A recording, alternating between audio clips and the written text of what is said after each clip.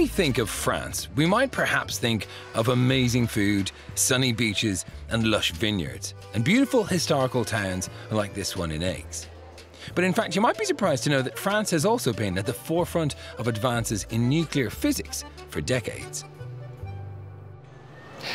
Just up the road from here, scientists are working on one of the largest and most exciting science experiments in human history. Inspired by the powerful reactions that happen in the center of our sun, it could be a game changer in our endless demand for global energy. Nuclear fusion has been called the holy grail of energy, and I'm here to meet Bernard Bigot, the Director General of ITER, a project designed to prove the feasibility for this potentially limitless source of energy. Fusion, which is a natural phenomenon. It is the sun, they are the stars. If it works in the nature, why the men are not able to master, to control and take advantage of it for his own purpose? Can you tell us a little bit about the scale of ITER? The scale is quite unique. Right now there is 35 different countries which are associated.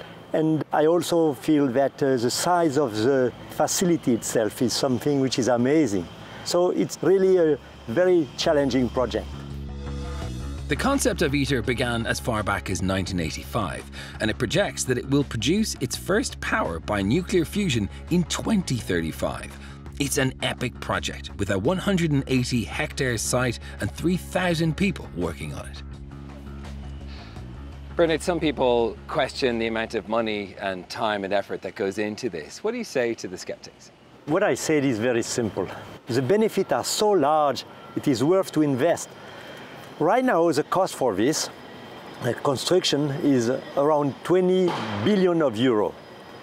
Could you imagine that just in France, every year we are burning more than 25 billion of euro of oil and gas? Just in 1 year. If I succeed, it would be not for 1 year, it would be for millennium and even hundreds of millennium.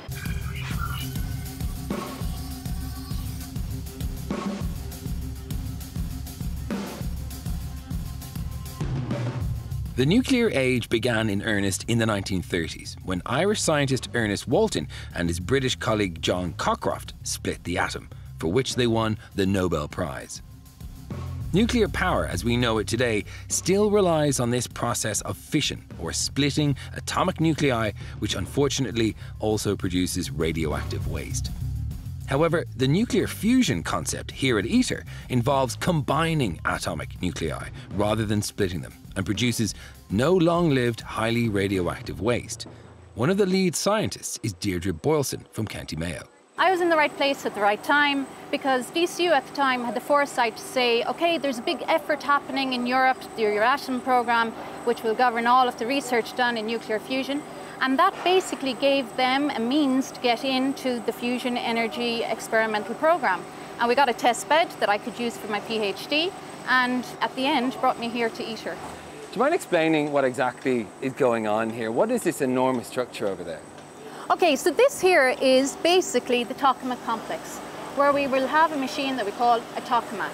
A tokamak is the vessel where we will recreate the sun. So we want to make a machine that can take the process of the sun, bring it down to Earth, and harness the energy that comes out of it. So fusion is basically taking two light nuclei of hydrogen on the sun, and you combine them together. And when you combine them together, you get helium and you get energy. The tokamak is a large torus or donut-shaped vessel that is surrounded by a very strong superconducting magnet which creates plasma. Everybody knows that you have solids, liquids and gases. Yeah.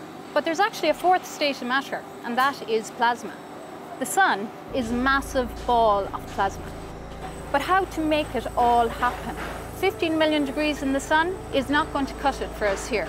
We need 150 million degrees, okay?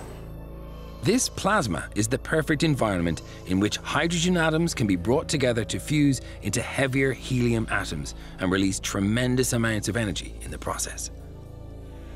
This machine, this tokamak, is being built to give a net energy of 10 times what we put in.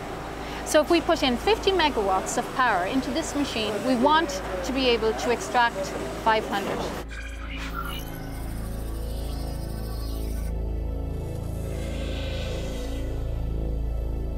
So let me get this straight. You have this enormous magnet that surrounds these particles that are being heated to 150 million degrees. How does the whole thing not explode? Well, the fusion reaction is very difficult to achieve. As soon as you make it too hot, too cold, not enough fuel, too much fuel, the whole thing stops. And there is no fear of an explosion. It just fizzles out. Once the energy has been produced, it can be extracted and converted to electricity before being delivered to the grid in much the same way as regular fuels. Mike Walsh from Cork is head of the Diagnostics Division in ITER. Right now, we're at the center of the base of the tokamak. When this project is working, this will be the hottest place in the universe. That is crazy to think about. Here is where the plasma will be spinning around above our heads. Yes. At 1,000 kilometers an hour. Much faster. Oh, really? At a significant fraction of the speed of light. Wow.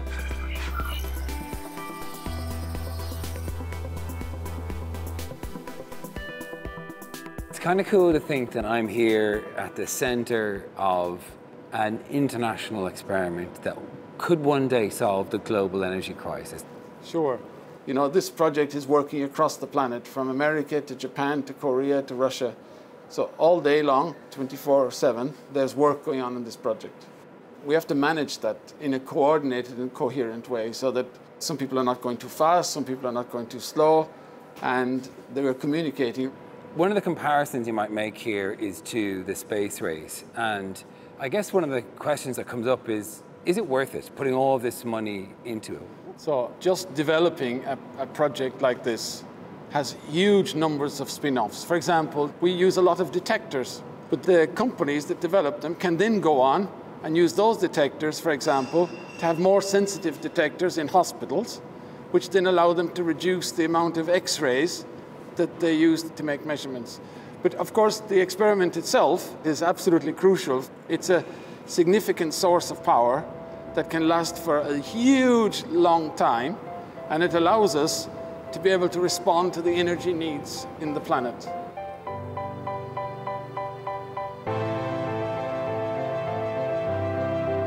When you stand beside this machine and you think, I am a part of this, that will basically capture a star and we will put it into a machine and we will provide a power for future generations, giving clean, unlimited energy, inexhaustible fuels that we can use for this. It's inherently safe. I mean, imagine the benefits of that. So yes, for me, it is so exciting. I feel very proud to be part of this.